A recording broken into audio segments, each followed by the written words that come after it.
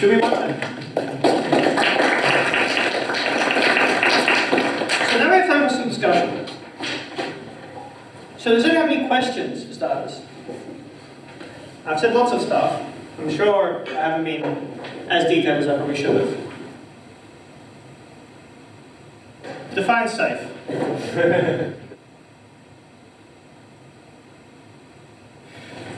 So WhatsApp itself is safe, but the operating system you run WhatsApp on, Android, iOS, is that safe? Is the hardware safe?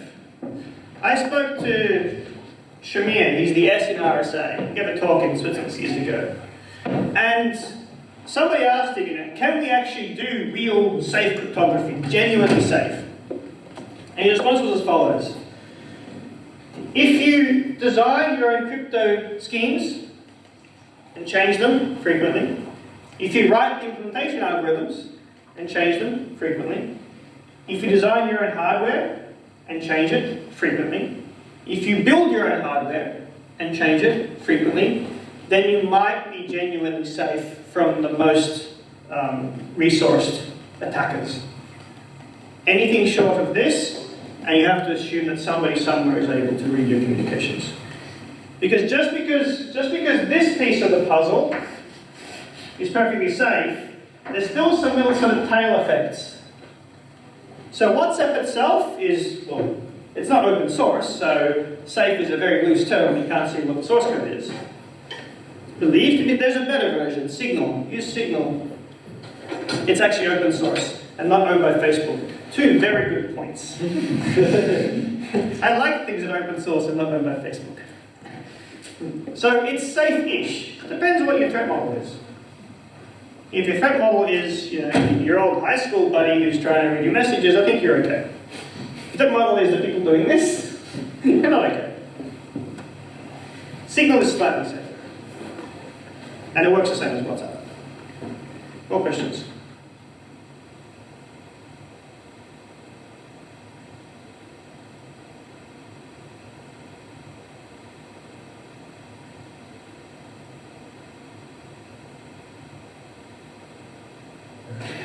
Strong encryption, the US tried to ban strong encryption as well. And there was the first crypto wars based around this with Daniel Bernstein and Ross Anderson, people like this. They tried to ban the export of strong encryption. Actually, Daniel Bernstein had a great solution, which was he took the code for the strong encryption and printed it as a physical book.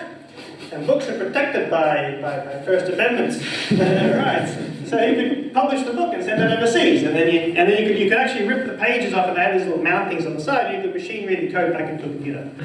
So you could be sort of mathematician clever about that. But governments might have an objective, but how many politicians can do this? Only one that I know of, Cedric Villani. He's a politician in France. But even then, single-handedly, he might get a bit bogged down in the details. So the government might say, yes, we want to make a look at, we want to do this.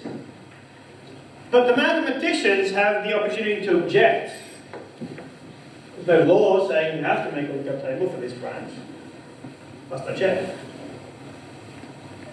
So you do have the option to actually protest. And some engineers are doing this in companies now. Google engineers are running a protest. Some of the Amazon engineers are running a protest, saying, screw you, we don't want to do this stuff. You're doing bad stuff, we don't like it. So in the same vein, you can do this for government. Government wants to break all these cryptographic protocols in very complicated ways. Mathematicians say, no, screw you, we don't like that. I doubt members of parliament are going to be going down to the basement with their little notepad and pen trying to scribble up lookup tables or coding up a building. I doubt they're going to do that. We do hold a lot of the cards. Not all of them, a lot of them. Our objection does have value because there aren't many people who can do this. There just aren't that many. This is hard. You need to have done part 2 Galois theory to stand a chance of doing this. And even then, that's not enough. More questions?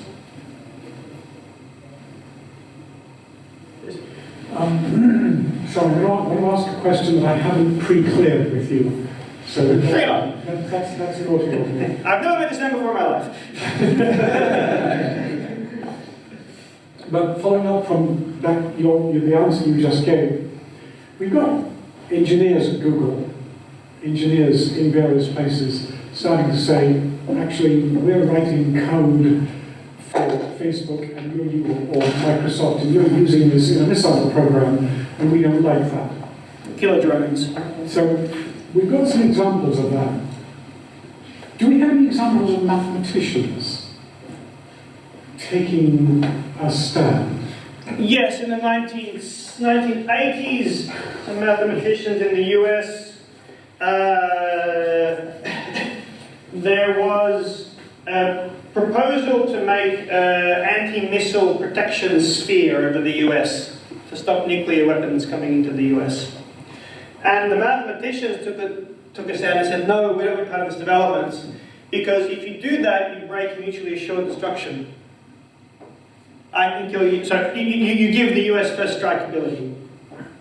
Because well, it was called, it had some, that's what it was called. Star. Yeah, Star. Amazing. So yeah, the mathematicians said, no, we don't want to do this. Because we see the consequences. All of a sudden, the US has first strike capability on all nuclear powers. So there is a precedent for mathematicians standing up and saying something like that. I don't know any other examples off the top of my head. And as you said, this was an impromptu question. Give me a minute to think about it, and I'll try and think of something. But that's a very good example. And that was discussed at high levels in the mathematics community in the US. Not just the people in the basement, but actually got to the American Math Society. That sort of level of discussion.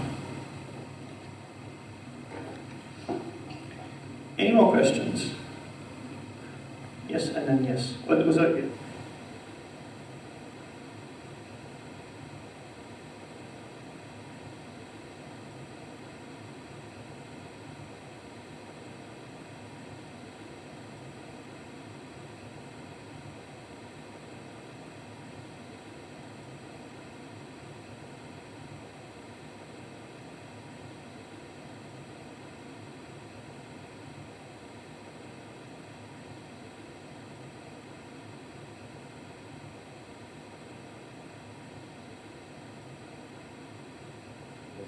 It depends.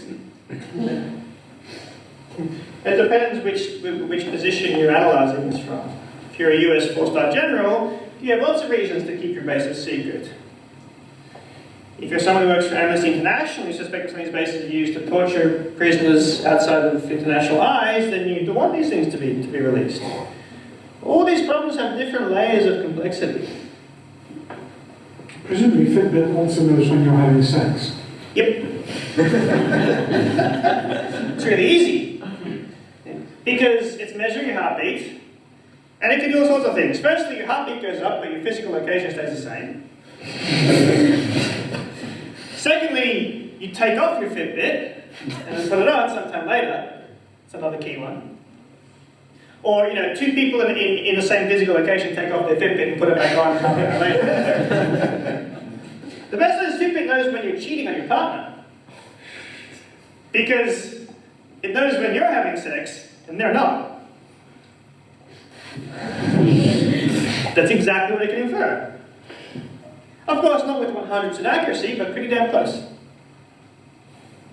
Can do all sorts of stuff.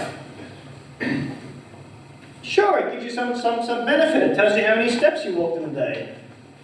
What a useful piece of information. Frame it, stick it on your wall. And it also says exactly where you were, when you were there, how long you were there for, and your heart rate. Altitude as well, it does.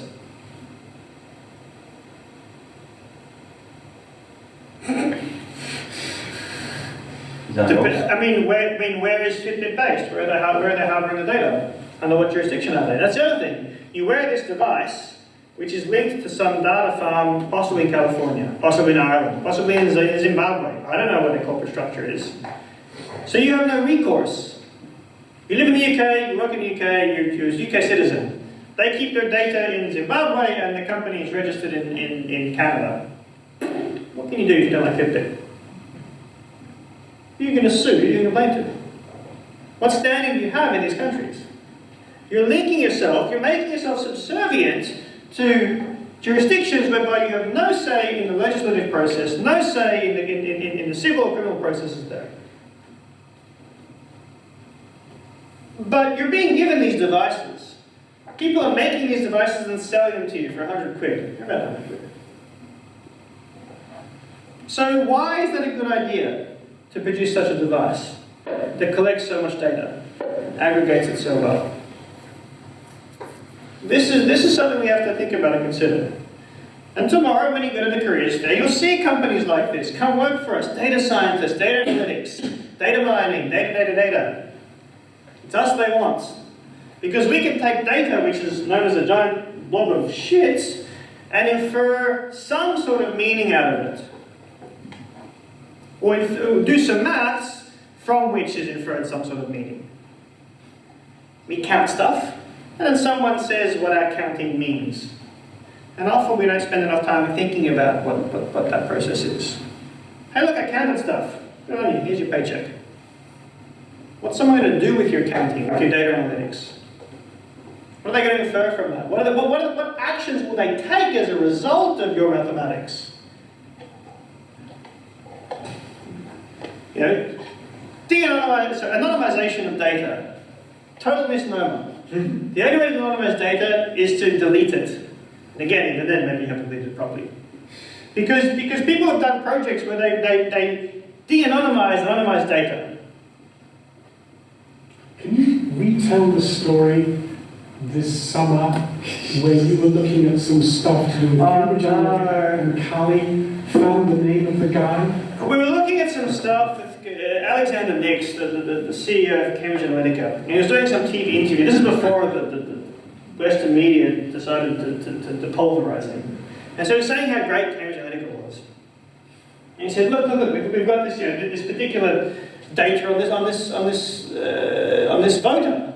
And so they had a screen, and it had a little sort of box of information. It had the person's data. And he said, but we've blurred out their surname for to keep the data anonymous. So we had first name,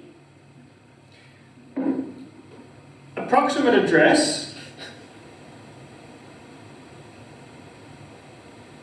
So first name, GPS coordinates. And then something else as well.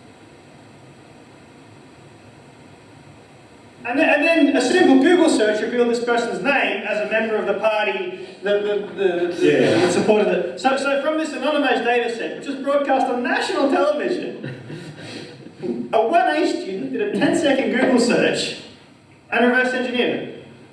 After the CEO said, we've anonymized this person's data. That's how much of a joke data anonymization is. That's violating people's privacy. Don't think that you can anonymize data in any effective way. Unless you really scrub it down. And even if you anonymize the data so that you can't tell who it is, you can still screw someone by it. Yeah, sure. I don't know which soldier was running around the barracks and these things. But in this case, I'm not screwing the soldier, I'm screwing the US government, the US military. True? Yeah. Or whoever came to replace him after he left the base. Were there more?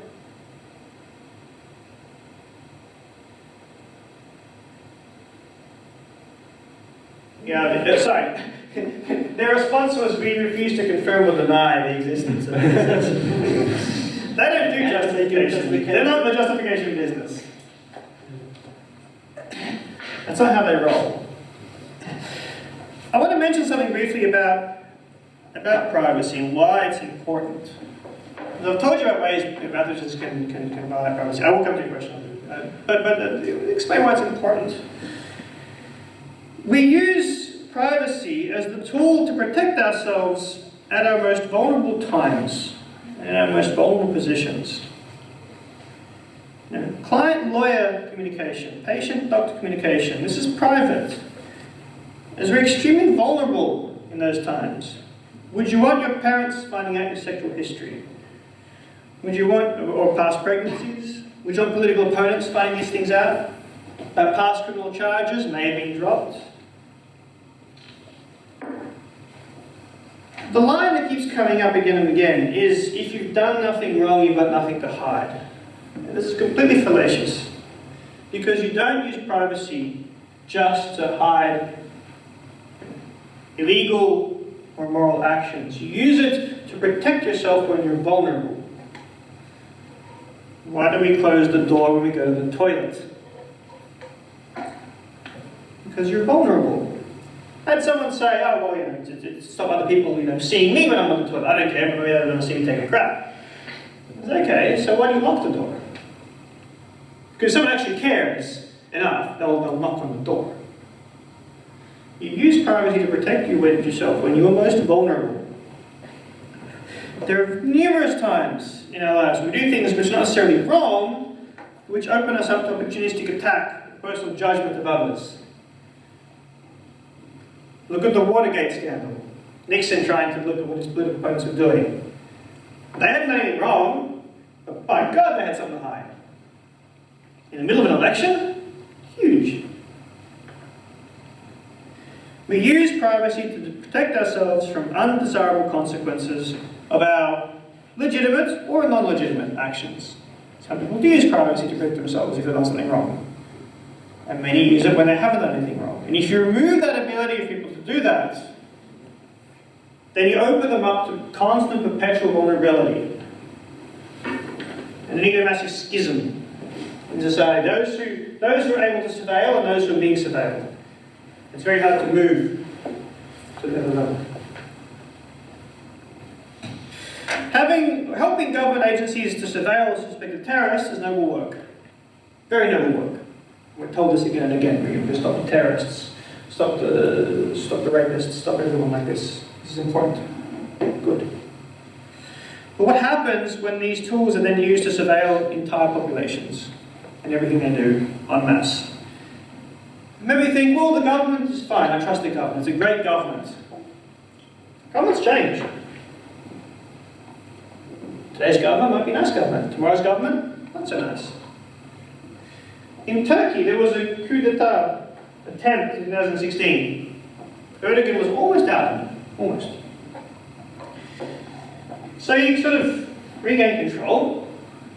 And the first thing he did was go through and basically fire everyone in any sort of public or government position who had ever expressed any support for that political movement. I'm not talking to people who are running around the streets with guns. I'm talking, school teachers, civil servants, people who organise, the trash collection. If you had any association with that political movement, boom, out on your ass. These people have done nothing wrong. What's wrong in supporting a political movement? Not the people with the guns. People just support a political movement. But damn, they had something to hide. They couldn't hide it effectively enough. Thousands of people, academics as well, were thrown out of their jobs. Some were rounded up and arrested. I don't know the exact numbers. Hundreds of thousands. Shit. That's a lot. Tens of thousands are still in jail and still haven't been charged or have been incarcerated with after generic trials, with 2,000 defendants. Just because you haven't done anything wrong doesn't mean you have nothing to hide. We're often told that, people should not be able to have secrets because they can protect bad things. It's true they can protect bad things, but they can also protect good things. Important parts of society that we repulse in when we start doing crap like this, crap like this, crap like this, crap like this. That's our responsibility. We are the mathematicians, we are the ones that control that. You had a question?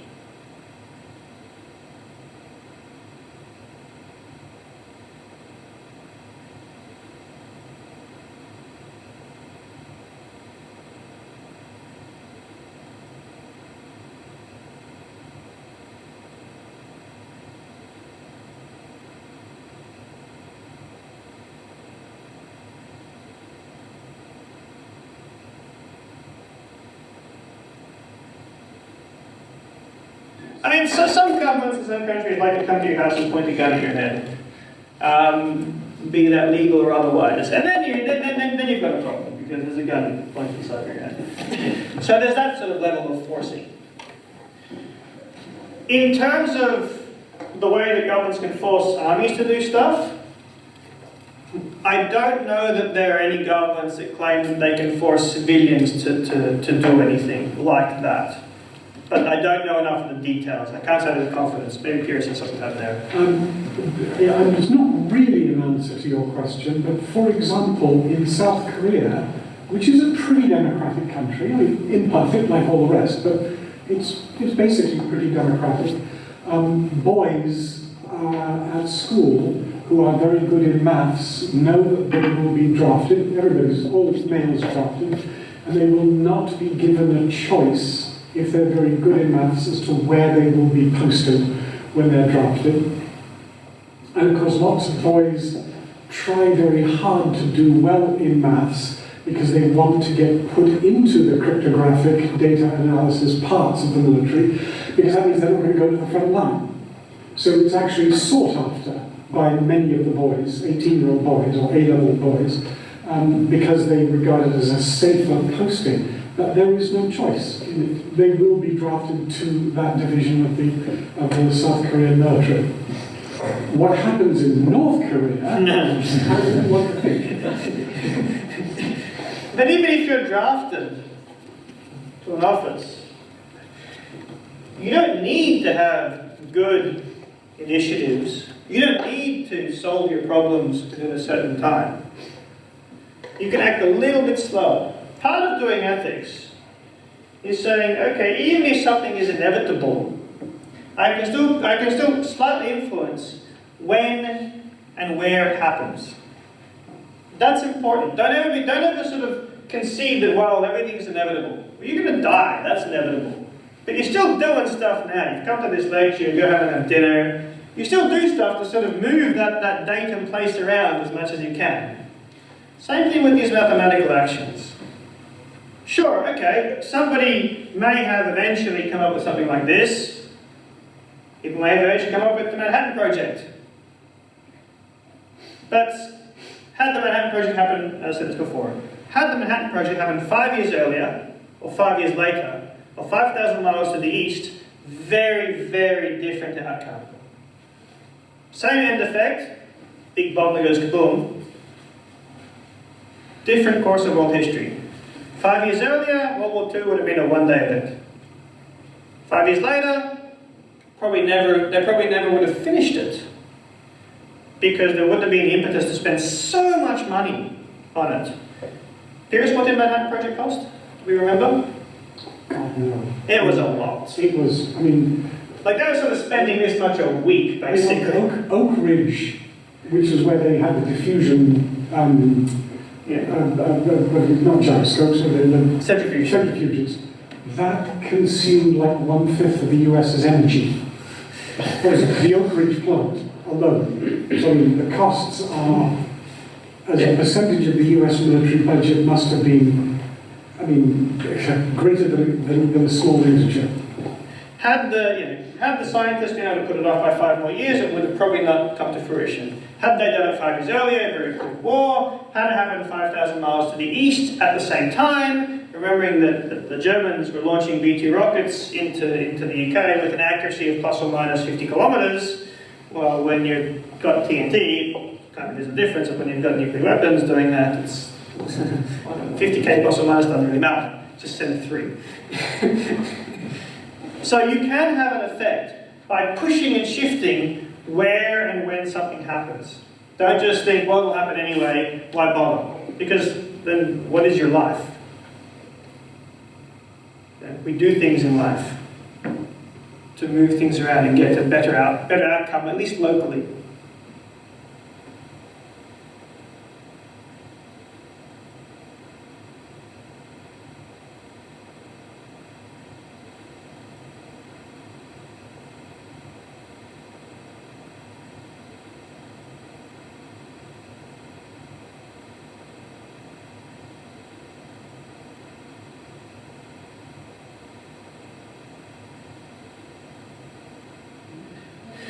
So, I guess I sort of draw a distinction between those sorts of threats, which is, will screw you royally, and the sorts of threats that I guess sort of mentioned of, government having some legal recourse to, okay, maybe it wasn't legal in Star Wars, but you know what I mean? So, has society at large decided to empower governments to be able to force you? I guess that's a slightly different question. But, you can be coerced in various ways. Let's stop here, and if anyone wants to stay around for more discussion, I'm happy to keep talking. I'll present some elliptic curve stuff. For those who have to go, thank you for coming, and I'll hopefully see you next week.